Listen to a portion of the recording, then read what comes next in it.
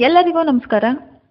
ಇವತ್ತಿನ ಪಿಯು ಉಪನ್ಯಾಸಕರ ವಿಭಾಗದಲ್ಲಿ ನಾವು ಭಕ್ತಿ ಪಂಥದ ಉಗಮ, ಅದರ ತತ್ವಗಳು ಹಾಗೂ ರಾಮಾನಂದರ ಬೋಧನೆಯನ್ನು ಗಮನಿಸೋಣ. ಭಕ್ತಿ ಪಂಥ ಮಧ್ಯಯುಗದಲ್ಲಿ ಹಿಂದೂ ಧರ್ಮಕ್ಕೆ ನವ ಚೈತನ್ಯವನ್ನು ತುಂಬಿ ಮುಕ್ತಿ ಸಾಧನೆಗೆ ಅಗತ್ಯವಾದಂತಹ ಸರಳವಾದ ಭಕ್ತಿಯ ಮಾರ್ಗ ತೋರಿಸುವ ಸುಧಾರಕರ ಪಂಥವೊಂದು ಹುಟ್ಟಿಕೊಂಡಿತ್ತು. ಅದೇ ಭಕ್ತಿ ಪಂಥ. ಭಕ್ತಿ ಎಂದರೆ ದೇವರಲ್ಲಿ ಅಚಲವಾದ ನಂಬಿಕೆ ಇಡುವುದು ಎಂದರ್ಥ. ಮುಕ್ತಿ ಎಂದರೆ ಭಕ್ತಿಯಿಂದ ದೇವರಲ್ಲಿ ಶರಣಾದರೆ ಅದಕ್ಕೆ ಭಗವಂತನ ಸ್ವರೂಪ ಗೋಚರಿಸುತ್ತದೆ. ಅದೇ ಮುಕ್ತಿ. ಭಕ್ತಿ ಪಂಥ ಚಳವಳಿಯು 14ನೇ ಶತಮಾನದ ಕೊನೆಯಲ್ಲಿ ಆರಂಭವಾಗಿ 15 ಮತ್ತು 16ನೇ ಶತಮಾನದ ಉದ್ದಗಲಕ್ಕೂ ವ್ಯಾಪಿಸಿಕೊಂಡಿತು. ಭಕ್ತಿ ಪಂಥದ ಉದ್ದೇಶಗಳು: 1. ಇಸ್ಲಾಂ ಮತ ಪ್ರಚಾರಕರಿಂದ ಹಿಂದೂ ಧರ್ಮವನ್ನು ರಕ್ಷಣೆ ಮಾಡುವುದು. 2. ಹಿಂದೂ ಮುಸ್ಲಿಮರ ಐಕ್ಯತೆ ಹಾಗೂ ಸರ್ವಧರ್ಮ ಸಮನ್ವಯತೆಯನ್ನು ಸಾಧಿಸುವುದು. ಭಕ್ತಿ ಪಂಥ ಚಳವಳಿಯ ತತ್ವಗಳು ಅಥವಾ ಲಕ್ಷಣಗಳು: 1. ಏಕೀಶ್ವರತೆಯ ಪ್ರತಿಪಾದನೆ. 2. ದೇವರಲ್ಲಿ ಅಚಲವಾದ ನಂಬಿಕೆ. 3. ಭಕ್ತಿಯಿಂದ ಮುಕ್ತಿ ಸಾಧನೆ. 4. ಮೋಕ್ಷ ಪಡೆಯಲು ಗುರುವಿನ ಅಗತ್ಯ. 5. ದೇವರು ಸರ್ವವ್ಯಾಪಿ. 6. ಎಲ್ಲ ಮಾನವರು ಸರಿ ಸಮಾನರು. 7. ವಿಶ್ವ ಸಹೋದರತ್ವ ಪ್ರತಿಪಾದನೆ. 8. ಸಾಮಾಜಿಕ ಸಮಾನತೆ. 9. ಹಿಂದೂ ಮುಸ್ಲಿಮರ ಐಕ್ಯತೆ. 10. ರಾಮ ಮತ್ತು ಕೃಷ್ಣ ಪಂಥಗಳ ಪ್ರಚಾರ. 11. ಬೋಧನೆಗೆ ಆಡುಭಾಷೆಯ ಬಳಕೆ. ಉತ್ತರ ಭಾರತದಲ್ಲಿ ಮೊದಲು ರಮಾನಂದರಿಂದ ಭಕ್ತಿ ಪಂಥ ಹುಟ್ಟಿಕೊಂಡಿತು. ಹೀಗಾಗಿ ರಮಾನಂದರನ್ನ ಭಕ್ತಿ ಪಂಥ ಚಳವಳಿಯ ಆದ್ಯ ಪ್ರವರ್ತಕರು ಎಂದು ಕರೆಯಲಾಗಿದೆ. ಭಕ್ತಿ ಪಂಥದ ಉಗಮಕ್ಕೆ ಕಾರಣವಾದ ಅಂಶಗಳು: 1. ಹಿಂದೂ ಧರ್ಮದ ಕೆಡಕುಗಳು. 2. ಮುಸ್ಲಿಮರ ಆಳ್ವಿಕೆ. 3. ಇಸ್ಲಾಂನ ಸವಾಲು. 4. ವಿದ್ವಾಂಸರು ಮತ್ತು ಸಂತರ ಹುಟ್ಟು. 5. ಸೂಫಿ ಪಂಥದ ಪ್ರಚಾರ. 6. ಹಿಂದೂ ಧರ್ಮ ಮತ್ತು ಸಂಸ್ಕೃತಿಯ ರಕ್ಷಣೆ. ರಮಾನಂದರು ಕ್ರಿಸ್ತಶಕ 1400ರಿಂದ 1480. ಮಧ್ಯಯುಗದ ಭಕ್ತಿ ಪಂಥ ಚಳವಳಿಯ ಆದ್ಯ ಪ್ರವರ್ತಕರೆಂದು ರಮಾನಂದರನ್ನ ಕರೆಯುತ್ತಾರೆ. ಉತ್ತರ ಭಾರತದಲ್ಲಿ ಇವರು ವೈಷ್ಣವ ಪಂಥವನ್ನು ಪ್ರಚಾರ ಮಾಡಿದರು.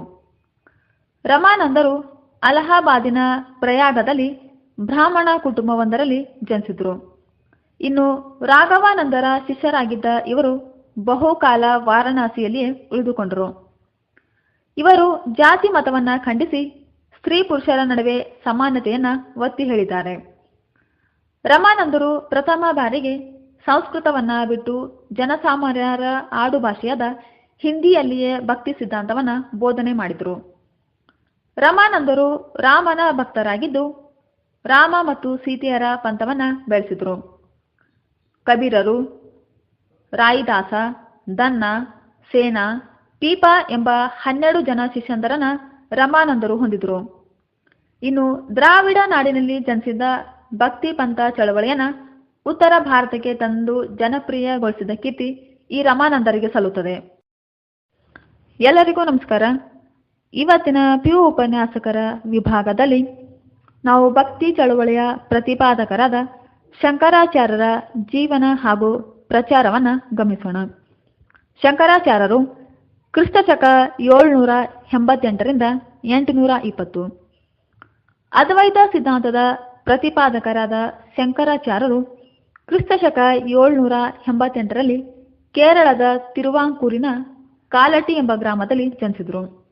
ಇವರು ನಂಬೂದ್ರಿ ಬ್ರಾಹ್ಮಣ ಕುಟುಂಬಕ್ಕೆ ಸೇರಿದವರಾಗಿದ್ದು ತಂದೆ ಶಿವಗುರು, ತಾಯಿ ಆರ್ಯಂಬ ಆಗಿದ್ದರು.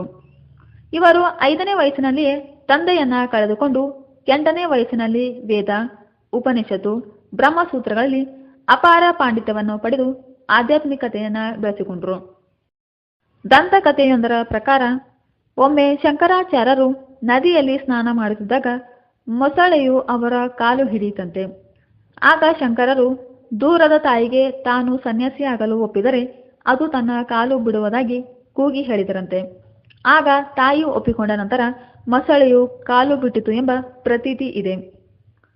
ಶಂಕರಾಚಾರ್ಯರು ತಮ್ಮ ಗುರುಗಳಾದ ಗೋವಿಂದರ ಬಳಿ ಬ್ರಹ್ಮಸೂತ್ರ, ಉಪನಿಷತ್ತು, ವೇದಾಧ್ಯಯನವನ್ನು ನಡೆಸಿ ಮುಂದೆ ಅವರಿಂದ ಸನ್ಯಾಸ ದೀಕ್ಷೆಯನ್ನು ಪಡೆದುಕೊಂಡರು. ಶಂಕರಾಚಾರ್ಯರ ಮೊದಲ ಶಿಷ್ಯ ವಿಷ್ಣು ಶರ್ಮ. ಶಂಕರಾಚಾರ್ಯರು ತಮ್ಮ ಗುರುಗಳ ಆಸೆಯಂತೆ ವೇದ, ಬ್ರಹ್ಮಸೂತ್ರ, ಉಪನಿಷತ್ತು ಹಾಗೂ ಭಗವದ್ಗೀತೆಗಳ ಮೇಲೆ ಭಾಷ್ಯಗಳನ್ನು ರಚನೆ ಮಾಡಿದರು. ಇದನ್ನು ಪ್ರಸ್ಥಾನಯತ್ರ ಎನ್ನುವರು. ಕೇದಾರ, ಬದರಿ, ದ್ವಾರಿಕಾ, ಶ್ರೀಶೈಲ, ಕಂಚಿ, ಕಾಶಿ, ಪುರಿ ಮತ್ತು ಶೃಂಗೇರಿಗಳಿಗೆ ಭೇಟಿ ನೀಡಿ ಅನೇಕ ಜೈನ, ಬೌದ್ಧ, ಕಪಾಲಿಕ ಹಾಗೂ ಹಿಂದೂ ಧರ್ಮದ ಗುರುಗಳನ್ನು ವಾದ ವಿವಾದಗಳಲ್ಲಿ ಸೋಲಿಸಿ ತಮ್ಮ ಅನುಯಾಯಿಗಳ ಸಂಖ್ಯೆಯನ್ನು ಹೆಚ್ಚಿಸಿಕೊಂಡರು. ಶೃಂಗೇರಿಯ ಮಂದನ ಮಿಶ್ರ ಮತ್ತು ಅವರ ಪತ್ನಿ ಭಾರತೀ ದೇವಿಯನ್ನ ಸೋಲಿಸಿ ಅವರನ್ನ ತಮ್ಮ ಶಿಷ್ಯರನ್ನಾಗಿ ಮಾಡಿಕೊಂಡರು.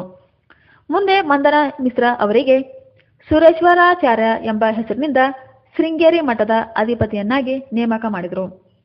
ಶಂಕರಾಚಾರ್ಯರು ಸ್ಥಾಪಿಸಿದ ಮಠಗಳು: ಉತ್ತರಕ್ಕೆ ಉತ್ತರ ಪ್ರದೇಶದ ಬದರಿಯ ಜ್ಯೋತಿರ್ಮಠ, ಪಶ್ಚಿಮಕ್ಕೆ ಗುಜರಾತಿನ ದ್ವಾರಿಕಾದ ಕಾಳಿಕಾ ಮಠ, ಪೂರ್ವಕ್ಕೆ ಒರಿಸ್ಸಾದ ಪೂರಿಯ ಗೋವರ್ಧನ ಮಠ, ದಕ್ಷಿಣಕ್ಕೆ ಕರ್ನಾಟಕದ ಶೃಂಗೇರಿಯ ಶಾರದಾ ಮಠ, ಇನ್ನು ಕಂಚಿಯ ಕಾಮಕೋಟೆ ಪೀಠ ಮುಂತಾದವುಗಳು. ಇವುಗಳಲ್ಲದೆ ಕಾಶ್ಮೀರ್, ಗೋಕರ್ಣ, ಶ್ರೀಶೈಲ, ಕೂಡಲಿ, ಕೊಪ್ಪಳ, ಅವನಿ, ಶಂಕೇಶ್ವರ ಮತ್ತು ಶಿವಗಂಗೆಗಳಲ್ಲಿ ಅನೇಕ ಮಠಗಳನ್ನು ಸ್ಥಾಪನೆ ಮಾಡಿದರು. ಶಂಕರರು ಕೈಲಾಸದಿಂದ ಪಂಚಲಿಂಗಗಳನ್ನು ತಂದು ಕೇದಾರ, ನೀಲಕಂಠ, ಕಂಚಿ, ಚಿದಂಬರಂ ಹಾಗೂ ಶೃಂಗೇರಿಗಳಲ್ಲಿ ಪ್ರತಿಷ್ಠಾಪಿಸಿದರೆಂದು ಹೇಳಲಾಗಿದೆ. ಇವರು ಹಿಂದೂ ಧರ್ಮದಲ್ಲಿ ಬೇರು ಬಿಟ್ಟಿದ್ದ ಮೂಢನಂಬಿಕೆಗಳನ್ನು, ಪ್ರಾಣಿ ಬಲಿ, ನರಬಲಿ, ಮೂರ್ತಿ ಪೂಜೆ ಮತ್ತು ಜಾತಿ ಪದ್ಧತಿಯನ್ನು ಖಂಡನೆ ಮಾಡಿದರು. ಶಂಕರಾಚಾರ್ಯರ ಮಾಯಾವಾದವನ್ನು ಬೌದ್ಧ ಧರ್ಮದ ಪ್ರಭಾವದಿಂದ ಗ್ರಹಿಸಿದ್ದರಿಂದ ಇವರನ್ನ ಪ್ರಚನ್ನ ಬುದ್ಧ ಎಂದು ಕರೆಯಲಾಗಿದೆ. ಇವರು ವಿವಿಧ ಮತಪಂಥಗಳ ನಡುವೆ ಸಮನ್ವಯವನ್ನು ಸ್ಥಾಪಿಸಲು 6 ದೇವರುಗಳ ಪೂಜೆಗೆ ಕರೆ ನೀಡಿದರು. ಆ 6 ದೇವರುಗಳೆಂದರೆ ಶಿವ, ವಿಷ್ಣು, ಶಕ್ತಿ, ಕುಮಾರ, ಗಣೇಶ, ಸೂರ್ಯ. ಹೀಗಾಗಿ ಶಂಕರಾಚಾರ್ಯರನ್ನ ಷಣ್ಮತ ಸ್ಥಾಪನಾಚಾರ್ಯ ಎಂತಲೂ ಕೂಡ ಕರೆಯುತ್ತಾರೆ. ಶಂಕರಾಚಾರ್ಯರನ್ನ ಹಿಂದೂ ಧರ್ಮದ ಪುನಶ್ಚೇತನ ಅದ್ವೈರ್ಯ ಹಾಗೂ ಧಾರ್ಮಿಕ ದಿಗಂತದ ಧ್ರುವತಾರೆ ಎಂತಲೂ ಕೂಡ ಕರೆಯುತ್ತಾರೆ. ಸರ್ವಜ್ಞ ಮತ್ತು ಜಗದ್ಗುರು ಇವು ಶಂಕರಾಚಾರ್ಯರ ಬಿರುದುಗಳಾಗಿದ್ವು. ಶಂಕರಾಚಾರ್ಯರ ಅನುಯಾಯಿಗಳನ್ನು ಸ್ಮಾರ್ಥ ಬ್ರಾಹ್ಮಣರು ಎಂದು ಕರೆಯುತ್ತಾರೆ.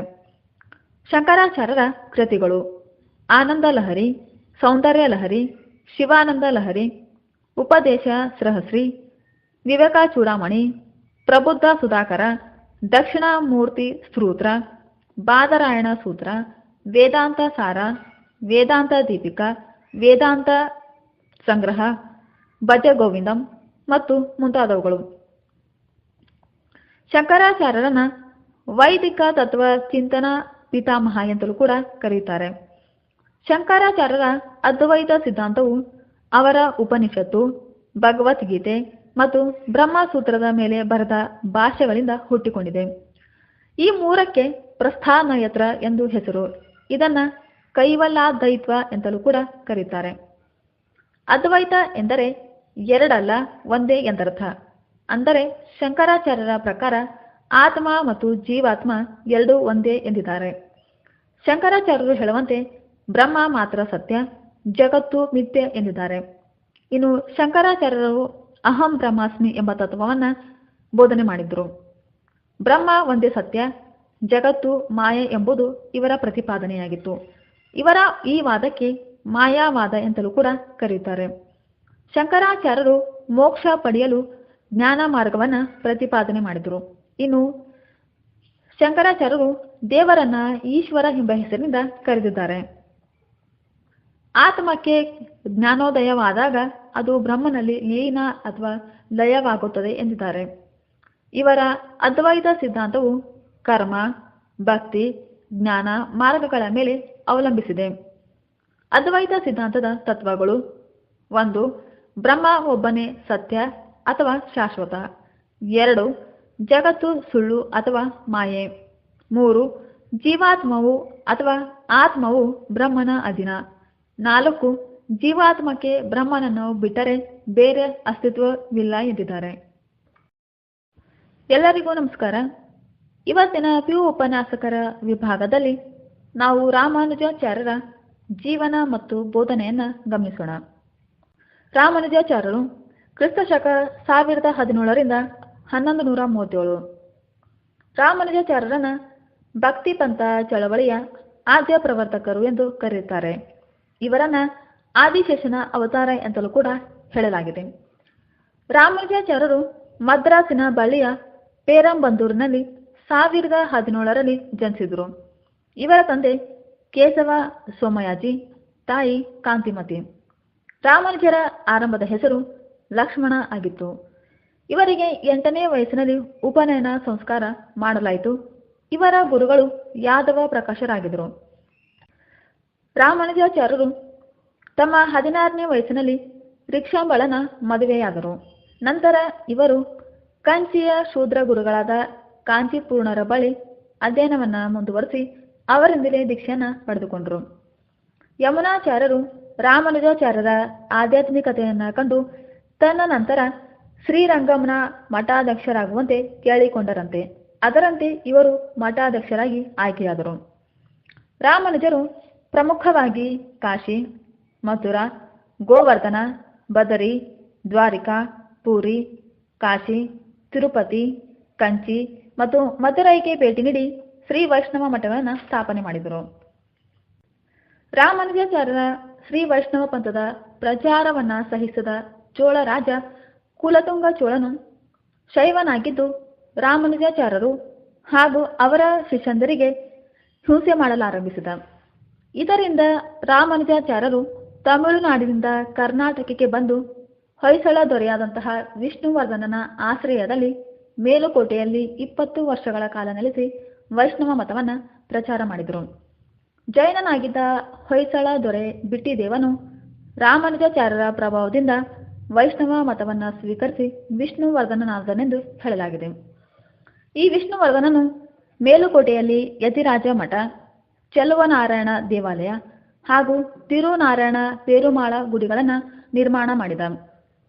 ರಾಮನಾಥಪುರ, ಸಾಲಿಗ್ರಾಮ, ತೊಂಡೂರು, ಬೇಲೂರು, ನುಗ್ಗೇಹಳ್ಳಿ, ಮಳ್ಳೂರು, ಗೋರೂರು ಕರ್ನಾಟಕದ ಮುಖ್ಯ ವೈಷ್ಣವ ಕೇಂದ್ರಗಳಾಗಿ ಹೆಸರುವಾಸಿಯಾಗಿದ್ದವು.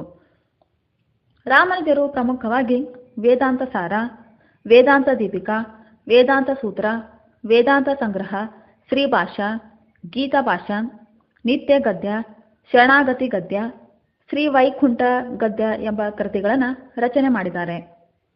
ರಾಮಾನುಜಾಚಾರ್ಯರ ಮತಕ್ಕೆ ಶ್ರೀ ವೈಷ್ಣವ ಮತ ಎಂತಲೂ ಅವರ ಅನುಯಾಯಿಗಳಿಗೆ ಶ್ರೀ ವೈಷ್ಣವರು ಎಂತಲೂ ಕರೆಯಲಾಗಿದೆ. ರಾಮಾನುಜಾಚಾರ್ಯರು ವೇದಾಂತ ಸಂಗ್ರಹದಲ್ಲಿ ಶಂಕರಾಚಾರ್ಯರ ಮಾಯಾವಾದವನ್ನು ಖಂಡಿಸಿದ್ದಾರೆ. ವಿಜಯನಗರ ಅರಸರ ಕಾಲದಲ್ಲಿ ವಿಶಿಷ್ಟಾದ್ವೈತಗಳಲ್ಲಿ ತೆಂಗಳೈ ಹಾಗೂ ಒಡಗಳೈ ಎಂಬ 2 ಶಾಖೆಗಳು ಹುಟ್ಟಿಕೊಂಡವು.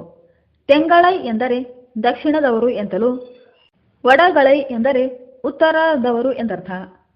ರಾಮಾನುಜಾಚಾರ್ಯರು ವಿಶಿಷ್ಟಾದ್ವೈತವನ್ನು ಪ್ರತಿಪಾದನೆ ಮಾಡಿದ್ದಾರೆ. ವಿಶಿಷ್ಟಾದ್ವೈತ ಎಂದರೆ ವಿಶಿಷ್ಟತೆಗಳಿಂದ ಕೂಡಿದ ಅದ್ವೈತ ಧರ್ಮ ಎಂದರ್ಥ. ವಿಶಿಷ್ಟಾದ್ವೈತ ಸಿದ್ಧಾಂತದ ತತ್ವಗಳು: 1. ಈಶ್ವರ ಅಥವಾ ಬ್ರಹ್ಮ. 2. ಚಿತ್ ಅಥವಾ ಜೀವಾತ್ಮ. 3. ಅಚಿತ್ ಅಂದರೆ ಅಚೇತನ ಜಗತ್ತು ಎಂದರ್ಥ. ವಿಷ್ಣು ಸರ್ವೋತ್ತಮ ಎಂಬುದೇ ವಿಶಿಷ್ಟಾದ್ವೈತ ಸಿದ್ಧಾಂತದ ಪ್ರಮುಖ ಸಾರವಾಗಿದೆ. ರಾಮಾನುಜಾಚಾರ್ಯರು ಹೇಳುವಂತೆ ಜಗತ್ತು ಸತ್ಯ, ಅದು ಅಜ್ಞಾನದಿಂದ ತೋರಿಕೆಗೆ ಮಿಥ್ಯವಾಗಿ ಕಾಣುತ್ತದೆ ಎಂದಿದ್ದಾರೆ. ಇನ್ನು ರಾಮಾನುಜಾಚಾರ್ಯರು ಮುಕ್ತಿ ಸಾಧನೆಗೆ ಭಕ್ತಿ ಮಾರ್ಗವನ್ನು ಬೋಧಿಸಿದ್ದಾರೆ. ಶುದ್ಧ ಆಹಾರ ಸೇವನೆ, ಒಳ್ಳೆಯ ವೃತ್ತಿ, ಬ್ರಹ್ಮಚರ್ಯ, ಸತ್ಯ, ಪ್ರಾಮಾಣಿಕತೆ, ನಿರ್ಗರ್ವತ್ವ ಇವು ಭಕ್ತಿ ಸಾಧನೆಯ ಮಾರ್ಗಗಳು ಎಂದು ಬೋಧನೆ ಮಾಡಿದರು. ರಾಮಾನುಜಾಚಾರ್ಯರು ಮುಕ್ತಿ ಸಾಧನೆಗೆ 6 ಹಂತಗಳನ್ನು ತಿಳಿಸಿದ್ದಾರೆ. 1. ದೇವರ ಇಚ್ಛೆಯಂತೆ ಆಲೋಚಿಸುವುದು. 2. ದೇವರ ಇಚ್ಛೆಯಂತೆ ವರ್ತಿಸುವುದು. 3. ದೇವರು ರಕ್ಷಣೆ ಮಾಡುತ್ತಾನೆಂದು ನಂಬುವುದು. 4 ದೇವರಲ್ಲಿ ಕಾಪಾಡು ಎಂದು ಮೊರೆ ಇಡುವುದು. 5 ಭಗವಂತನಿಗೆ ಸಂಪೂರ್ಣವಾಗಿ ಶರಣಾಗುವುದು. 6 ಭಗವಂತನನ್ನೇ ಸಂಪೂರ್ಣವಾಗಿ ಅವಲಂಬಿಸುವುದು. ರಾಮಾನುಜರ ಪ್ರಕಾರ ಈಶ್ವರನ 5 ರೂಪಗಳು: 1 ಪರನಾರಾಯಣ, 2 ವಾಸುದೇವ, 3 ಆಚಾರ್ಯ ರೂಪ, 4 ಚಕ್ರವ್ಯೂಹ, 5 ಅಂತರ್ಯಾಮೆ. ರಾಮಾನುಜಾಚಾರ್ಯರ ಬೋಧನೆಯೇ ಮುಂದೆ ಶ್ರೀ ವೈಷ್ಣವ ಪಂಥ ಎಂದು ಜನಪ್ರಿಯವಾಯಿತು. ನೆಹರು ಅವರು ಹೇಳುವಂತೆ ಭಾರತಕ್ಕೆ ಅಗತ್ಯವಾದದ್ದು ಶಂಕರರ ಬುದ್ಧಿ ಹಾಗೂ ರಾಮಾನುಜಾಚಾರ್ಯರ ಹೃದಯ ಎದ್ದಿದ್ದಾರೆ. ಎಲ್ಲರಿಗೂ ನಮಸ್ಕಾರ. ಇವತ್ತಿನ PU ಉಪನ್ಯಾಸಕರ ವಿಭಾಗದಲ್ಲಿ ನಾವು ಮಧ್ವಾಚಾರ್ಯರ ಬಗ್ಗೆ ಗಮನಿಸೋಣ. ಮಧ್ವಾಚಾರ್ಯರು ಕ್ರಿಸ್ತಶಕ 1238 1317. ಮಧ್ವಾಚಾರ್ಯರು ಉಡುಪಿ ಬಳಿಯ ಪಾಜಕ ಎಂಬ ಗ್ರಾಮದಲ್ಲಿ 1238 ಬ್ರಾಹ್ಮಣ ಕುಟುಂಬವೊಂದರಲ್ಲಿ ಜನಿಸಿದರು. ಇವರ ತಂದೆ ನಾರಾಯಣ ಭಟ್ಟ, ತಾಯಿ ವೇದಾವತಿ. ಮಧ್ವರ ಮೂಲ ಹೆಸರು ವಾಸುದೇವ ಆಗಿತ್ತು. ಇನ್ನು ಮಧ್ಯಗೇಹ ಎಂಬುದು ಮಧ್ವಾಚಾರ್ಯರ ಮನೆತನದ ಹೆಸರಾಗಿದ್ದು, ಮಧ್ಯಗೇಹ ಎಂದರೆ ನಡುಮನೆ ಎಂದರ್ಥ. ಮಧ್ವಾಚಾರ್ಯರನ್ನ ವಾಯುವಿನ ಅವತಾರ ಎಂತಲೂ ಕೂಡ ಕರೆಯುತ್ತಾರೆ. ಇನ್ನು ವೇದಶಾಸ್ತ್ರದಲ್ಲಿ ಪಾರಂಗತರಾದ ಮಧ್ವಾಚಾರ್ಯರನ್ನ ಪೂರ್ಣ ಪ್ರಜ್ಞ, ಪೂರ್ಣಬೋಧ, ಆನಂದ ತೀರ್ಥ ಎಂತಲೂ ಕೂಡ ಕರೆಯಲಾಗಿದೆ.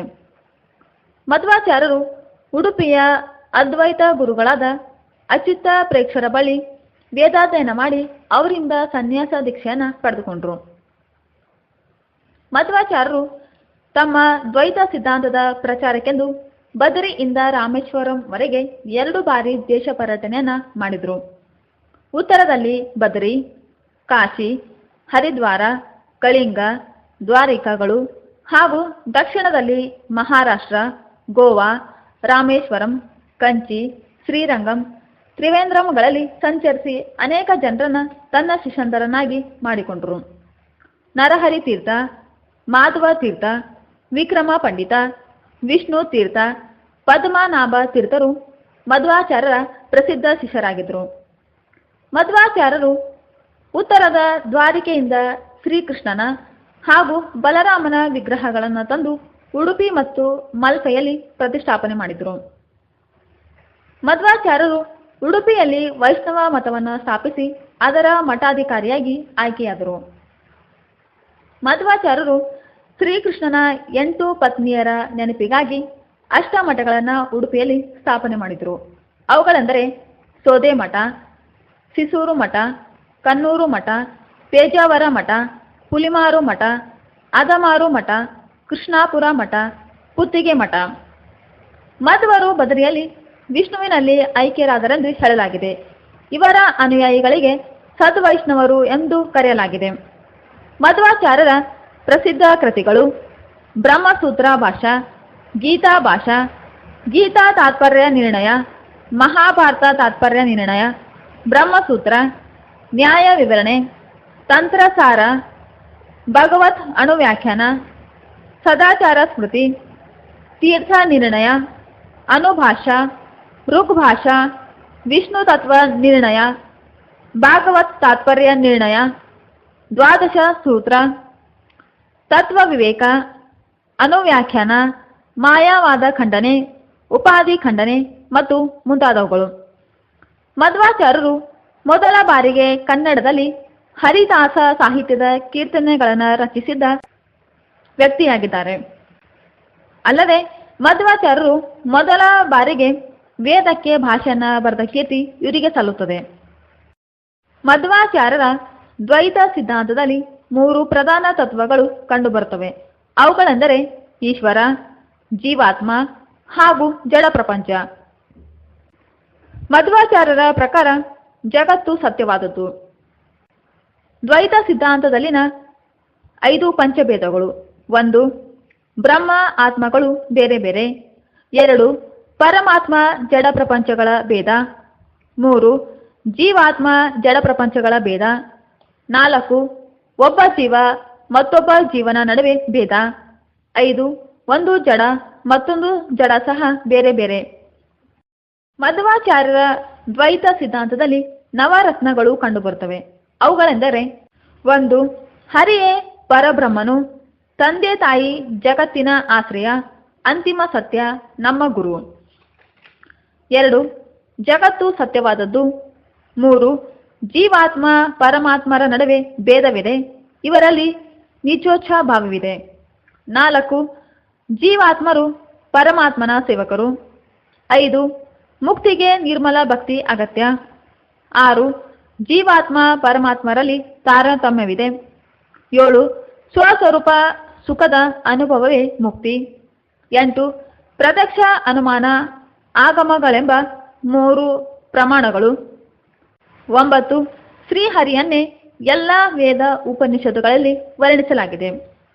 ಇನ್ನು ಮಧ್ವಾಚಾರ್ಯರ ಪರಂಪರೆಯನ್ನ ವ್ಯಾಸರಾಯ, ನರಹರಿ ತೀರ್ಥ, ವಿಜಯೇಂದ್ರ, ವಾದಿರಾಜರು ಪ್ರಚಾರ ಮಾಡಿದರು. ಎಲ್ಲರಿಗೂ ನಮಸ್ಕಾರ. ಇವತ್ತಿನ PU ಉಪನ್ಯಾಸಕರ ವಿಭಾಗದಲ್ಲಿ ನಾವು ಬಸವಣ್ಣನವರ ಬಗ್ಗೆ ಗಮನಿಸೋಣ. ಬಸವಣ್ಣನವರು ಏಪ್ರಿಲ್ 20, 1132 ಬಿಜಾಪುರ ಜಿಲ್ಲೆಯ ಭಾಗ್ಯವಾಡಿಯಲ್ಲಿ ಜನಿಸಿದರು. ಬಸವಣ್ಣನವರ ತಂದೆ ಮಾದರಸ, ತಾಯಿ ಮಾದಲಾಂಬಿಕೆ. ಬಸವಣ್ಣನವರಿಗೆ ನಂದಿಯ ಅವತಾರ ಎಂತಲೂ ಕೂಡ ಕರೆಯುತ್ತಾರೆ. ಇನ್ನು ಬಸವೇಶ್ವರರು ಜಾತವೇದ ಮುನಿಗಳ ಬಳಿ ವಿದ್ಯಾರ್ಜನೆ ಮಾಡಿ ಜ್ಞಾನವನ್ನ ಪಡೆದಿದ್ರು. ನಂತರ ಇವರು ಕಪ್ಪಡಿ ಸಂಗಮದಲ್ಲಿ ವೀರಶೈವರಾಗಿ ಕಪ್ಪಡಿ ಸಂಗಾಯನಿಂದ ದೀಕ್ಷೆಯನ್ನ ಪಡೆದುಕೊಂಡರೆಂದು ಹೇಳಲಾಗಿದೆ. ಗಂಗಾಂಬಿಕೆ ಮತ್ತು ನೀಲಾಂಬಿಕೆಯರು ಬಸವಣ್ಣನವರ ಪತ್ನಿಯರಾಗಿದ್ದರು. ಗಂಗಾಂಬಿಕೆಗೆ ಸಿದ್ಧರಸ ಎಂಬ ಮಗನಾಗಿದ್ದು ಆತ ಚಿಕ್ಕ ವಯಸ್ಸಿನಲ್ಲಿಯೇ ಮರಣ ಹೊಂದಿದನೆಂದು ಹೇಳಲಾಗಿದೆ. ಬಸವಣ್ಣನವರು ಸಮಾಜದಲ್ಲಿನ ಮೂಢನಂಬಿಕೆಗಳಾದ ಜಾತಿ ಪದ್ಧತಿ, ವರ್ಣ ಪದ್ಧತಿ, ಅಸ್ಪೃಶ್ಯತೆ, ಮೂರ್ತಿ ಪೂಜೆಯಂತಹ ಮೂಢನಂಬಿಕೆಯನ್ನು ಖಂಡನೆ ಮಾಡಿದರು. ಇನ್ನು ಬಸವಣ್ಣನವರು ವೀರಶೈವ ಮತ ಪ್ರಚಾರಕ್ಕಾಗಿ ಕಲ್ಯಾಣದಲ್ಲಿ ಅನುಭವ ಮಂಟಪವನ್ನು ಸ್ಥಾಪನೆ ಮಾಡಿದರು. ಈ ಅನುಭವ ಮಂಟಪದಲ್ಲಿ ಅಲ್ಲಮಪ್ರಭು, ಚನ್ನಬಸವ, ಸಿದ್ದರಾಮ, ಮಾದರ ಧೂಳೆಯ, ಅಂಬಿಗರ ಚೌಡಯ್ಯ, ಮಡಿವಾಳ ಮಾಚಯ್ಯ, ಕಿನ್ನರಿ ಬೊಮ್ಮಯ್ಯ, ಮಾದಿಗರ ಚೆನ್ನಯ್ಯ, ಅಕ್ಕ ಮಹಾದೇವಿ, ನಾಗಾಂಬಿಕೆ, ಕಲ್ಯಾಣಂಬ ಎಂಬ ಒಟ್ಟು 213 ಜನ ವಚನಕಾರರು ಇದ್ದರು. ಬಸವಣ್ಣನವರು ಸ್ಥಾಪಿಸಿದ ಧರ್ಮ ವೀರಶೈವ ಧರ್ಮ. ಇದನ್ನ ಶಕ್ತಿ ವಿಶಿಷ್ಟಾದ್ವೈತ ಸಿದ್ಧಾಂತ ಎಂತಲೂ ಕೂಡ ಕರೆಯುತ್ತಾರೆ. ಡಾಕ್ಟರ್ ಚಿದಾನಂದ ಮೂರ್ತಿಯವರು ವೀರಶೈವ ಅರ್ಥವನ್ನ ಈ ರೀತಿಯಾಗಿ ತಿಳಿಸಿದ್ದಾರೆ. ವಿ ಎಂದರೆ ವಿದ್ಯೆ ಎಂತಲೂ, ರ ಎಂದರೆ ರಮಿಸು ಎಂತಲೂ ಅರ್ಥೈಸಿದ್ದಾರೆ. ಇನ್ನು ಕ್ರಿಯಾಸಾರ ಗ್ರಂಥದ ಪ್ರಕಾರ ವಿ ಎಂದರೆ ವಿರೋಧ, ರ ಎಂದರೆ ರಹಿತ. ಹೀಗೆ ವಿರೋಧ ರಹಿತವಾದ ಧರ್ಮವೇ ವೀರಶೈವ ಧರ್ಮ ಎಂದು ಅರ್ಥೈಸಲಾಗಿದೆ. ಈ ವೀರಶೈವ ಧರ್ಮವು ರೇವಣಾರಾಧ್ಯ, ಮರುಳಾರಾಧ್ಯ, ಏಕೋರಾಮ, ಪಂಡಿತರಾಮಾಧ್ಯ, ವಿಶ್ವರಾಧ್ಯ ಎಂಬ ಪಂಚ ಆರ್ಯರಿಂದ ಪ್ರಚಾರಗೊಂಡಿತು. ವೀರಶೈವ ಧರ್ಮವು ಏಕೀಶ್ವರನಾದ ಶಿವಲಿಂಗದ ಉಪಾಸನೆಗೆ ಹೆಚ್ಚಿನ ಆದ್ಯತೆಯನ್ನ ನೀಡುತ್ತದೆ. ವೀರಶೈವ ಧರ್ಮದ ಷಟ್ ಸ್ಥಳಗಳು: 1. ಭಕ್ತಿ ಸ್ಥಳ, 2. ಮಹೇಶ್ವರ ಸ್ಥಳ, 3. ಪ್ರಸಾದಿ ಸ್ಥಳ, 4. ಪ್ರಾಣಲಿಂಗ ಸ್ಥಳ, 5. ಶರಣ ಸ್ಥಳ, 6. ಐಕ್ಯ ಸ್ಥಳ. ಪಂಚಾಚಾರಗಳು: 1. ಲಿಂಗಾಚಾರ, 2. ಸದಾಚಾರ, 3. ಶಿವಾಚಾರ, 4. ಭೃತ್ಯಾಚಾರ, 5. ಗುಣಾಚಾರ. ವೀರಶೈವ ಧರ್ಮದಲ್ಲಿನ ಅಷ್ಟಾವರಣಗಳು: 1. ಗುರು, 2. ಲಿಂಗ, 3. ಜಂಗಮರಲ್ಲಿ ಭಕ್ತಿ, 4. ವಿಭೂತಿಯನ್ನು ಧರಿಸುವುದು, 5. ರುದ್ರಾಕ್ಷಿ ಧಾರಣೆ, 6. ಪಂಚಾಕ್ಷರ ಮಂತ್ರ, 7. ಜಂಗಮರ ಪಾದೋದಕ ಕುಡಿಯುವುದು, 8. ಪ್ರಸಾದ. ಬಸವೇಶ್ವರರು ಮುಕ್ತಿ ಸಾಧನೆಗೆ ಭಕ್ತಿ ಮಾರ್ಗವನ್ನು ಪ್ರತಿಪಾದನೆ ಮಾಡಿದ್ದಾರೆ. ಎಲ್ಲರಿಗೂ ನಮಸ್ಕಾರ. ಇವತ್ತಿನ PU ಉಪನ್ಯಾಸಕರ ವಿಭಾಗದಲ್ಲಿ ನಾವು ಭಕ್ತಿ ಪಂಥದ ಚಳುವಳಿಯ ಪ್ರಸಿದ್ಧ ಸಂತರಾದ ಕಬೀರದಾಸ, ಗುರುನಾನಕರು, ಚೈತನ್ಯರು ಹಾಗೂ ಮೀರಾಬಾಯಿಯರ ಜೀವನ ಮತ್ತು ಬೋಧನೆಗಳನ್ನು ಗಮನಿಸೋಣ. ಕಬೀರದಾಸ ಕ್ರಿಸ್ತ ಶಕ 1440 1518. ಭಕ್ತಿ ಪಂಥ ಚಳುವಳಿಯಲ್ಲಿ ಹಿಂದೂ ಮುಸ್ಲಿಮರ ಐಕ್ಯತೆಯನ್ನ ಪ್ರತಿಪಾದಿಸಿದವರಲ್ಲಿ ಕಬೀರರು ಅಗ್ರಗಣ್ಯರಾಗಿದ್ದಾರೆ. ಇನ್ನು ಇವರ ಮೂಲದ ಬಗ್ಗೆ ಖಚಿತವಾದ ಮಾಹಿತಿ ಲಭ್ಯವಾಗಿಲ್ಲ. ಇವರು ಒಬ್ಬ ಬ್ರಾಹ್ಮಣ ವಿಧವೆಯ ಮಗನಾಗಿದ್ದು, ಸಮಾಜಕ್ಕೆ ಹೆದರಿದ ಆಕೆಯು ಮಗುವನ್ನ ಒಂದು ಕೊಳದ ಬಳಿ ಬಿಟ್ಟು ಹೋದಳೆಂದು ಹೇಳಲಾಗಿದೆ. ಇದೇ ಸಂದರ್ಭದಲ್ಲಿ ಬನಾರಸಿನ ನೇಯ್ಗೆ ಮಾಡುತ್ತಿದ್ದ ನೀರು ಮತ್ತು ನೀಮಾ ಎಂಬ ಮುಸ್ಲಿಂ ದಂಪತಿಗಳು ಆ ಮಗುವನ್ನ ಪಡೆದು ಅಪಾರ ಪ್ರೀತಿಯಿಂದ ಆರೈಕೆ ಮಾಡಿದರಂತೆ. ಆರಂಭದಲ್ಲಿ ಕಬೀರರು ಪೀರು ರಾಖಿ ಎಂಬ ಸೂಫಿ ಸಂತನ ಪ್ರಭಾವಕ್ಕೆ ಒಳಗಾಗಿದ್ರು. ನಂತರ ವೈಷ್ಣವ ಸಂತರಾದ ರಮಾನಂದರ ಶಿಷ್ಯರಾಗಿ ದೀಕ್ಷೆಯನ್ನ ಪಡೆದುಕೊಂಡ್ರು. ಕಬೀರ್ ದಾಸರು ಮುಕ್ತಿ ಸಾಧನೆಗೆ ಜ್ಞಾನ ಅಗತ್ಯ, ಜ್ಞಾನ ಭಕ್ತಿಯ ಪೋಷಕ ತತ್ವ ಎಂದು ಪ್ರತಿಪಾದಿಸಿದ್ದಾರೆ.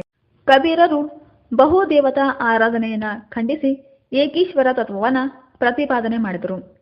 ಕಬೀರರ ಪ್ರಕಾರ ದೇವರು ನಿರ್ಗುಣ, ನಿರಾಕಾರ ಮತ್ತು ಸರ್ವವ್ಯಾಪಿ, ಆತ್ಮ ಪರಮಾತ್ಮಗಳೆರಡೂ ಒಂದೇ ಎಂದು ಸಾರಿದರು. ಭಕ್ತಿ ಮತ್ತು ಪರಮಾತ್ಮನ ನಡುವೆ ಭೇದವಿಲ್ಲ. ಭಗವಂತನನ್ನ ಸೇರಲು ಸದ್ಭಕ್ತಿ ಬೇಕೇ ಹೊರತು ಅಂಧ ಆಚರಣೆಗಳಲ್ಲ ಹಾಗೂ ಮೂಢನಂಬಿಕೆಗಳಲ್ಲ ಎಂದಿದ್ದಾರೆ.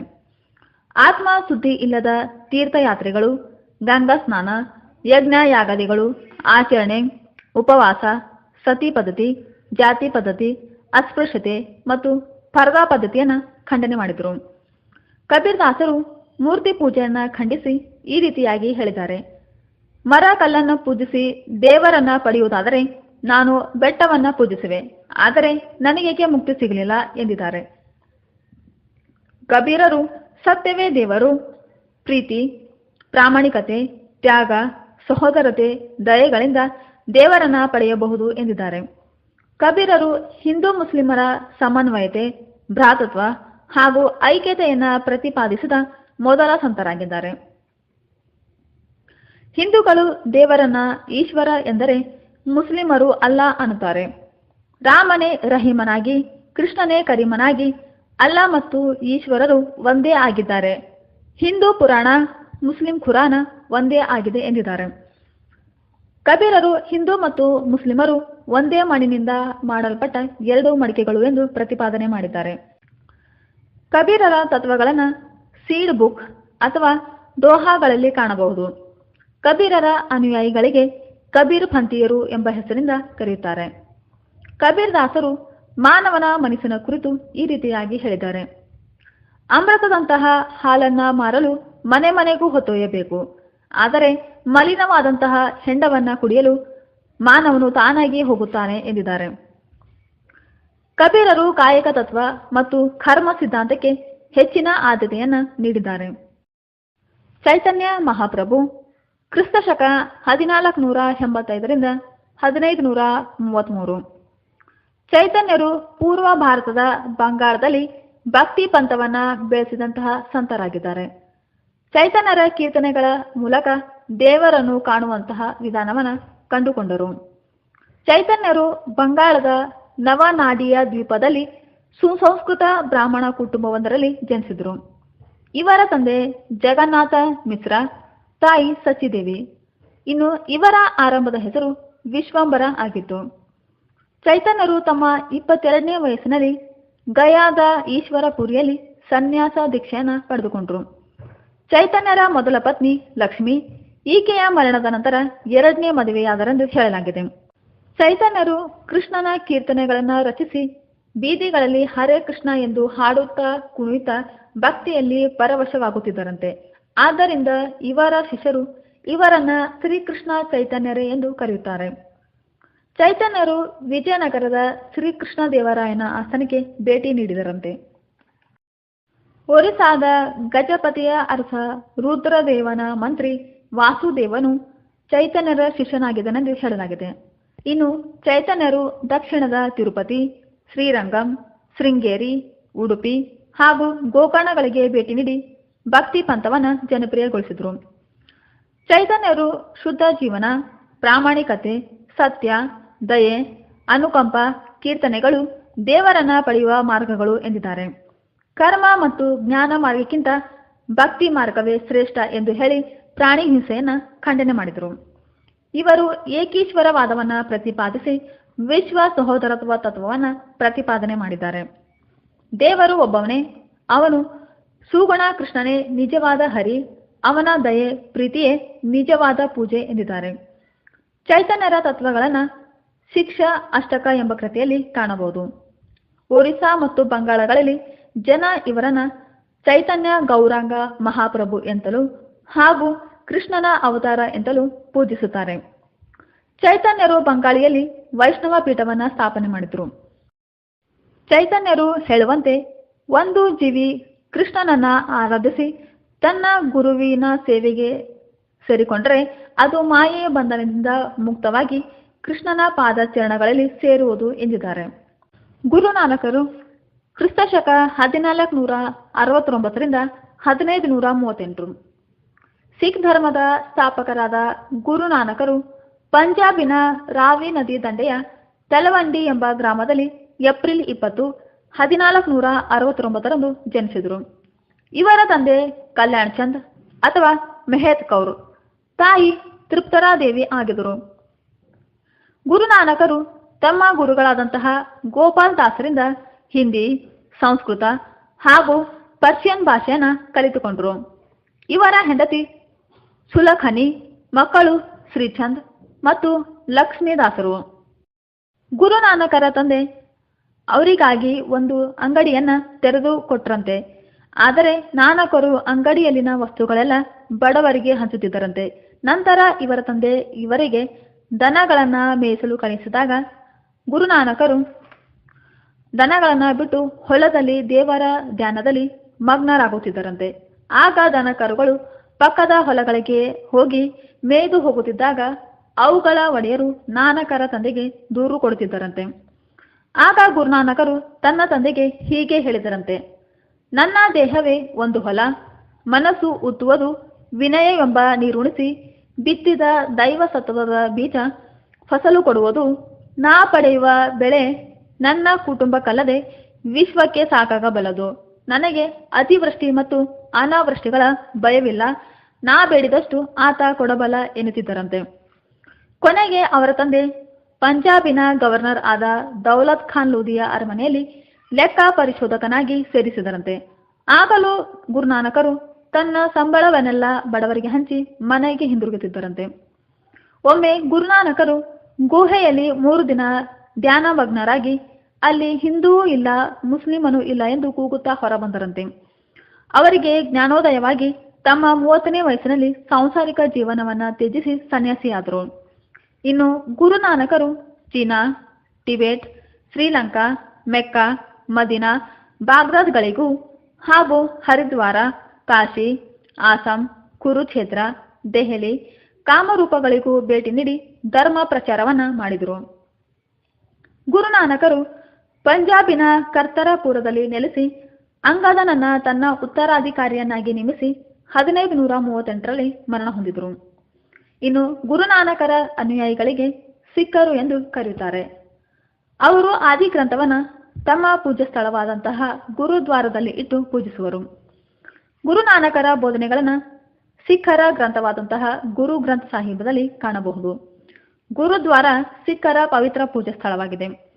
ಸಿಖ್ಖ ಎಂದರೆ ಶಿಷ್ಯ ಅಥವಾ ಕಲಿಯುವವ ಎಂದರ್ಥ. ಗುರುನಾನಕರು ಏಕೀಶ್ವರ ತತ್ವವನ್ನು ಪ್ರತಿಪಾದನೆ ಮಾಡಿ ದೇವರು ನಿರಾಕಾರ, ನಿರ್ಗುಣ, ಸರ್ವವ್ಯಾಪಿ ಎಂದು ಹೇಳಿದರು. ಶ್ರದ್ಧೆ, ನಿಷ್ಠೆ ಹಾಗೂ ಧ್ಯಾನದಿಂದ ಮುಕ್ತಿ ಪಡೆಯಲು ಸಾಧ್ಯ ಎಂದಿದ್ದಾರೆ. ಅಲ್ಲದೆ ಇವರು ಜಾತಿ ಪದ್ಧತಿ, ಸತಿ ಪದ್ಧತಿ, ಘೋಷ ಪದ್ಧತಿ, ಮೂರ್ತಿ ಪೂಜೆ ಹಾಗೂ ಮೂಢನಂಬಿಕೆಗಳನ್ನು ಟೀಕೆ ಮಾಡಿದರು. ನಾನಕರು ಸನ್ಯಾಸತ್ವವನ್ನು ಒತ್ತಿ ಹೇಳಿ ಮಧ್ಯಮ ಮಾರ್ಗವನ್ನು ಅನುಸರಿಸುವಂತೆ ಬೋಧನೆ ಮಾಡಿದರು. ಇನ್ನು ಗುರುನಾನಕರಿಗೆ ಪುನರ್ಜನ್ಮ, ಕರ್ಮ ಸಿದ್ಧಾಂತ ಹಾಗೂ ನಿರ್ಮಾಣಗಳಲ್ಲಿ ನಂಬಿಕೆಯನ್ನ ಹೊಂದಿದ್ರು. ಗುರುನಾನಕರು ಹಿಂದೂ ಮುಸ್ಲಿಮರ ಐಕ್ಯತೆ, ಸರ್ವಧರ್ಮ ಸಹಿಷ್ಣುತೆ ಮತ್ತು ಸ್ನೇಹ ಸಂಬಂಧವನ್ನ ಹಾಗೂ ವಿಶ್ವ ಸಹೋದರತೆಯ ತತ್ವವನ್ನು ಪ್ರತಿಪಾದನೆ ಮಾಡಿದ್ದಾರೆ. ಮೀರಾಬಾಯಿ ಕ್ರಿಸ್ತಶಕ 1498 1565. ಪಶ್ಚಿಮ ಭಾರತದಲ್ಲಿ ಭಕ್ತಿ ಪಂಥವನ್ನ ಬೆಳೆಸಿದ ಮೀರಾಬಾಯಿ ಅವರು ತನ್ನ ಭಜನೆ ಮತ್ತು ಕೀರ್ತನೆಗಳಿಂದ ಜನರಲ್ಲಿ ಭಕ್ತಿ ರಸವನ್ನ ಸೃಷ್ಟಿ ಮಾಡಿದರು. ಕೃಷ್ಣನ ಭಕ್ತಿಯಾದ ಇವರು ಜೋಧಪುರದ ರಾಠೋಡ ಸಂತತಿಗೆ ಸೇರಿದ ರತ್ನಸಿಂಹನ ಮಗಳಾಗಿದ್ರು.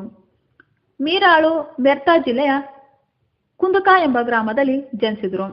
ಇವರು ಚಿಕ್ಕ ವಯಸ್ಸಿನಲ್ಲಿಯೇ ತಂದೆ ತಾಯಿಯನ್ನ ಕಳೆದುಕೊಂಡು ತಮ್ಮ ತಾತನಾದ ರಾವ್ ದೋದಜಿಯ ಆರೈಕೆಯಲ್ಲಿ ಬೆಳೆದರು. ಮೀರಾಳನ್ನ 8ನೇ ವಯಸ್ಸಿಗೆ ಮೇವಾಡದ ರಾಣಾ ಸಿಂಗನ ಮಗನಾದ ಭೋಜರಾಜನಿಗೆ ಕೊಟ್ಟು ಮದುವೆ ಮಾಡಲಾಯಿತು. ಇನ್ನು ಬಾಬರ್ನೊಂದಿಗೆ ನಡೆದ ಖನ್ವಾ ಕದನದಲ್ಲಿ ಮೀರಾಳ ಗಂಡ ಸೇರಿದಂತೆ ಸಂಬಂಧಿಕರೆಲ್ಲ ಮಡಿದ ಕಾರಣ ಕೌಟುಂಬಿಕ ಜೀವನದಿಂದ ವಿಮುಕ್ತಳಾಗಿ ತನ್ನನ್ನು ತಾನು ಕೃಷ್ಣನಿಗೆ ಸಮರ್ಪಿಸಿಕೊಂಡಳು. ಮೀರಾಳು ಕೃಷ್ಣನ ಮೇಲೆ ಅನೇಕ ಕೀರ್ತನೆ ಹಾಗೂ ಭಜನೆಗಳನ್ನು ರಚಿಸಿ ಹಾಡುತ್ತಾ ಭಾವಪರವಶಳಾಗಿ ಕಾಲ ಕಳೆಯುತ್ತಿದ್ದಳಂತೆ. ಒಮ್ಮೆ ವೇಷ ಧರಿಸಿದ ಅಕ್ಬರ್ ಮತ್ತು ತಾನ್ಸೇನರು ಮೀರಾಬಾಯಿಯ ಹಾಡು ಕೇಳಿ ಸಂತೋಷಗೊಂಡರಂತೆ. ಮೀರಾಬಾಯಿ ಅವರನ್ನ ಗೀತಾ ಶೈಲಿಯ ಕವಿತೆಗಳ ಆದಿ ದೇವತೆ ಎಂದು ಕರೆಯಲಾಗಿದೆ. ಇನ್ನು ಇವರು ಹುಟ್ಟು ಸಾವಿಗಳಿಂದ ಮುಕ್ತಿ ಪಡೆಯಲು ಕೃಷ್ಣನ ಭಕ್ತಿಯು ಅಗತ್ಯವೆಂದು ಸಾರಿದ್ರು. ಇವರು ಸರಳವಾದಕ್ಕೆ ಒತ್ತು ನೀಡಿ ಜಾತಿ, ಮತ, ಸ್ತ್ರೀ ಪುರುಷರು ಎಂಬ ಭೇದವಿಲ್ಲದೆ ಎಲ್ಲರೂ ತಮ್ಮ ಇಷ್ಟ ದೇವರನ್ನ ಪೂಜಿಸಿ ಮುಕ್ತಿ ಪಡೆಯಬಹುದು ಎಂದಿದ್ದಾರೆ. ಮೀರಾಳ ಕೀರ್ತನೆಯನ್ನ ಗೀತ್ ಗೋವಿಂದ್ ಕಾರ್ತಿಕ್ ಹಾಗೂ ರಾಗ ಗೋವಿಂದ ಪದಾವಳಿಯಲ್ಲಿ ಕಾಣಬಹುದು. ಇನ್ನು ಈ ಮೀರಾಬಾಯಿಯನ್ನ ಕರ್ನಾಟಕದ ಅಕ್ಕ ಮಹಾದೇವಿಗೆ ಹೋಲಿಸಲಾಗಿದೆ. ಎಲ್ಲರಿಗೂ ನಮಸ್ಕಾರ. ಇವತ್ತಿನ PU ಉಪನ್ಯಾಸಕರ ವಿಭಾಗದಲ್ಲಿ ನಾವು ಸೂಫಿ ಪಂಥದ ಬಗ್ಗೆ ಅಧ್ಯಯನ ಮಾಡೋಣ. ಸೂಫಿ ಪಂಥ, ಸೂಫಿಸಂ ಎಂದರೆ ಇಸ್ಲಾಂನ ಆಧ್ಯಾತ್ಮಿಕ ತತ್ವೋಪದೇಶವನ್ನ ಮಾಡಿದ ಮುಸ್ಲಿಂ ಸಾಧು ಸಂತರ ಪಂಗಡಕ್ಕೆ ಸೂಫಿ ಪಂಥ ಎಂದು ಹೆಸರು. ಇದು ಇಸ್ಲಾಂ ಧರ್ಮದೊಳಗೆ ಆರಂಭವಾದಂತಹ ಒಂದು ಸುಧಾರಣಾ ಚಳವಳಿಯಾಗಿದೆ. ಸೂಫಿಸಂ ಎಂಬ ಅರಬಿಯ ಪದವು ಸೂಫ್ ಮತ್ತು ಸಾಫ್ ಎಂಬ 2 ಪದಗಳಿಂದ ಹುಟ್ಟುಕೊಂಡಿದೆ. ಸೂಫ್ ಎಂದರೆ ಸಾದಾ ಉಣ್ಣೆ ಬಟ್ಟೆಯನ್ನು ಧರಿಸುವಂತಹ ಮುಸ್ಲಿಂ ಸಂತ ಎಂದರ್ಥ. ಸಾಫ್ ಎಂದರೆ ಪರಿಶುದ್ಧ ನಡತೆಯುಳ್ಳವನು ಎಂದರ್ಥ. ಮೂಲತಃ ಸೂಫಿ ಪಂಥವು ಅರೇಬಿಯಾದಲ್ಲಿ ಹುಟ್ಟಿಕೊಂಡ ಒಂದು ಪಂಥವಾಗಿದ್ದು, ಆ ನಂತರ ಅದು ಪರ್ಷಿಯಾ, ಬಾಗ್ದಾದ್ ಮೂಲಕ ಭಾರತವನ್ನ ಪ್ರವೇಶ ಮಾಡಿತು. ಭಾರತದಲ್ಲಿ ದೆಹಲಿ ಸುಲ್ತಾನರ ಆಳ್ವಿಕೆ ಅವಧಿಯಲ್ಲಿ ಸೂಫಿ ಪಂಥವು ಜನಪ್ರಿಯತೆಗೆ ಬಂತು. ಭಾರತದಲ್ಲಿ ಮೊದಲ ಬಾರಿಗೆ ಸೂಫಿ ಪಂಥವನ್ನ ಪ್ರಚಾರ ಮಾಡಿದವರು ಅಲ್ ಹುಜ್ವಿರಿ. ಈತನಿಂದಾಗಿ ಲಾಹೋರಿನಲ್ಲಿ ಸೂಫಿ ಪಂಥವು ಜನಪ್ರಿಯವಾಯಿತು. ಸೂಫಿ ಸಂತರು ಪ್ರಮುಖವಾಗಿ ದೈವತ್ವ, ಏಕತೆಯನ್ನ ಪ್ರತಿಪಾದನೆ ಮಾಡಿದ್ದಾರೆ. ಸರ್ವಧರ್ಮ ಸಮನ್ವಯತೆ ಹಾಗೂ ಅನ್ಯ ಮತ ಸಹಿಷ್ಣುಗಳಾಗಿ ತಮ್ಮ ಕಾರ್ಯವನ್ನ ನಿರ್ವಹಿಸ್ತಾ ಇದ್ರು. ಸೂಫಿ ಸಂತರು ಸಹಬಾಳ್ವೆ, ವಿಶ್ವ ಸಹೋದರತ್ವ, ಹಿಂದೂ ಮುಸ್ಲಿಮರ ಐಕ್ಯತೆ ಮೊದಲಾದ ಉತ್ತಮ ಅಂಶಗಳನ್ನ ಬೋಧನೆ ಮಾಡಿದ್ದಾರೆ. ಸೂಫಿ ಸಂತರ ಪ್ರಕಾರ ದೇವರು ಸರ್ವವ್ಯಾಪಿ, ನಿರ್ಗುಣ, ನಿರಾಕಾರ, ಆನಂದಮಯ, ಆತ್ಮ ದೇವರ ಸೃಷ್ಟಿ, ಮುಕ್ತಿಗೆ ಭಗವಂತನ ಕೃಪೆ ಅಗತ್ಯ ಎಂದು ಪ್ರತಿಪಾದನೆ ಮಾಡಿದರು. ಸೂಫಿ ಪಂಥದ ಪ್ರಮುಖ ತತ್ವಗಳು: 1. ಏಕೀಶ್ವರತೆ. 2. ದೇವರು ಒಬ್ಬನೇ, ಅವನೇ ಸರ್ವಶಕ್ತ, ಮಾನವರೆಲ್ಲರೂ ಅವನ ಮಕ್ಕಳು. 3. ದೇವರ ಪ್ರೀತಿಗೆ ಪಾತ್ರರಾಗಬೇಕಾದರೆ ಇತರರನ್ನ ಪ್ರೀತಿಸಬೇಕು. 4. ಕಾಯಕಕ್ಕೆ ಮಹತ್ವ. 5. ಎಲ್ಲ ಧರ್ಮಗಳು ಒಳ್ಳೆಯವವು, ದೇವರ ಕೃಪೆ ಪಡೆಯುವುದು ಅವುಗಳ ಮೂಲ ಉದ್ದೇಶವಾಗಿದೆ. 6. ಹಿಂದೂ ಮುಸ್ಲಿಮರ ಭ್ರಾತೃತ್ವ ಹಾಗೂ ಪರಮತ ಸಹಿಷ್ಣುತೆ. 7. ಮಾನವರೆಲ್ಲರೂ ಸರಿಸಮಾನರು, ಮಾನವ ಶ್ರೇಷ್ಠನಾಗುವುದು ಅವನ ಕಾಯಕದಿಂದ ಹೊರತು ಧರ್ಮದಿಂದಲ್ಲ. 8. ಮುಕ್ತಿಗೆ ಭಕ್ತಿಯೇ ಪ್ರಧಾನವಾದ ಅಂಶವಾಗಿದೆ. 9. ಉದಾರ ಚಿಂತನೆಯಿಂದ ದೇವರನ್ನು ಒಲಿಸಿಕೊಳ್ಳಬಹುದು. ಇತಿಹಾಸಕಾರ ಅಬುಲ್ ಫಜಲ್ ಹೇಳುವಂತೆ ಸೂಫಿಗಳಲ್ಲಿ 14 ಪಂಥಗಳು ಇದ್ದವೆಂದು ಹೇಳಿದ್ದಾನೆ. ಭಾರತದಲ್ಲಿ ರೂಢಿಯಲ್ಲಿದ್ದ ಪಂಥಗಳೆಂದರೆ ಚಿಸ್ತಿ ಪಂಥ ಹಾಗೂ ಸುರಹಾವರ್ದಿ ಪಂಥಗಳು ಮಾತ್ರ. ಸೂಫಿಗಳಲ್ಲಿ ಚಿಸ್ತಿ, ಸುರಹಾವರ್ದಿ ಪಂಥಗಳ ಜೊತೆಗೆ ಖಾದರಿ, ಶಸ್ತಾರಿ, ನಕ್ಷಬಂದಿ, ಕಲಂದರಿಯಾ, ಸತ್ತಾರಿಯಾ ಎಂಬ ಪಂಥಗಳು ರೂಢಿಯಲ್ಲಿದ್ದವೆಂದು ಹೇಳಲಾಗಿದೆ. ಚಿಸ್ತಿ ಪಂಥವು ಲಾಹೋರ್, ನಗೌರ್, ಬದೌನ್, ಅಜ್ಮೀರ್, ಮುಲ್ತಾನ್, ಸಿಂಧ್, ಹಸ್ನಿಗಳಲ್ಲಿ ರೂಢಿಯಲ್ಲಿತ್ತು. ಸುರಹಾವರ್ದಿ ಪಂಥವು ಬಿಹಾರ್, ಬಂಗಾಳಗಳಲ್ಲಿ ರೂಢಿಯಲ್ಲಿತ್ತು ಎಂದು ಹೇಳಲಾಗಿದೆ.